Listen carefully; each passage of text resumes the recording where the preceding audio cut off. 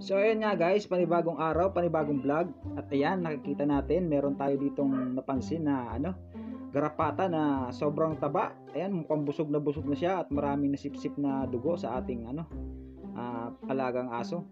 So ayan, sinisipit ko na siya. Ayan, uy, nahulog pa nga. At ayun na nga guys, ayan, patuloy tayo. So, ito na yung nalaglag natin na sinipit kanina na garapata. Ayan, lagay natin siya dyan sa cup.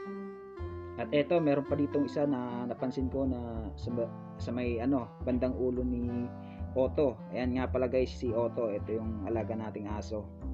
Ayan, tatanggalin natin yung garapata. Ayan, nandyan sa ulo niya. Nasipit na natin. Lagay natin dyan sa cup. Ayan. Ayun na nga, at ayan, tingnan pa natin siya dito sa may mga niya, singit-singit ng kanyang mga daliri sa paa. Ayan, meron pa. So, tatanggalin natin yan guys at ilalagay din natin dun sa cup. So, ayan, nagsisimula na naman dumami yung kanyang garapata guys kasi ilang araw ko na siyang hindi napapaliguan. At ayan, natanggal na natin yung mga garapata sa paa niya. Ayan, nalagay na natin sa cup. Tapos, ayan, ito na guys yung gagamitin natin na powder. Yan, Flea Away na powder para sa mga aso. Yan, buksan lang natin. Alright.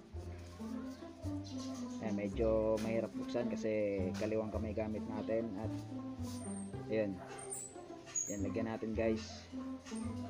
Ito guys, powder na to ay napaka epektibo. Ayan, talagang nakakapatay talaga siya ng garapata. So ayun, ginarapata yung ating aso guys kasi ilang araw na natin siya hindi napapaliguan kasi katatapos niya lang maano ng yung anti-rabies vaccine para sa rabies. Ayan, bawal daw kasi paliguan ng isang linggo. Kaya ayan, ginarapata na naman tuloy siya. So ayan guys, ilalagay natin siya dyan sa sa cup na may powder ng Flea Away. Napapakita ko sa inyo kung gaano ka-effective itong powder na to. Alright. A few moments later. So yun nga guys, pinaliguan na natin ng pulbos ng Flea Away powder itong ating aso. Ayan, nilagyan natin siya dyan sa mga paa. Ayan, sa mga singit-singit kasi dyan nag-stay yung mga garapata. Ayan, dyan sa may bandang ulo, sa tenga, lahat. Ayan, sa buong katawan. Nakita nyo guys, umuusok-usok pa. Ayan. Ayan, check natin dyan sa mga batok kasi dyan nag-i-stay yung garapata. Ayan guys, pwede nyo rin ilagay yan sa pinagtutulugan ng inyong alagang aso, yung powder, kalat nyo para siguradong mamatay yung mga garapata. Ayan, meron tayong naipon pero alam ko marami pa yan.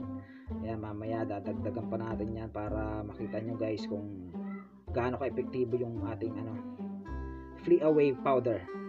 Alright. 1 hour later.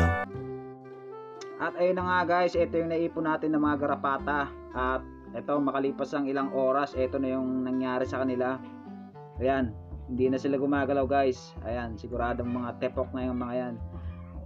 Alright, talagang napaka-effective ng ating Flea Away. Ayan guys, mabibili nyo yan sa 7-Eleven sa halagang 70+ pesos lamang.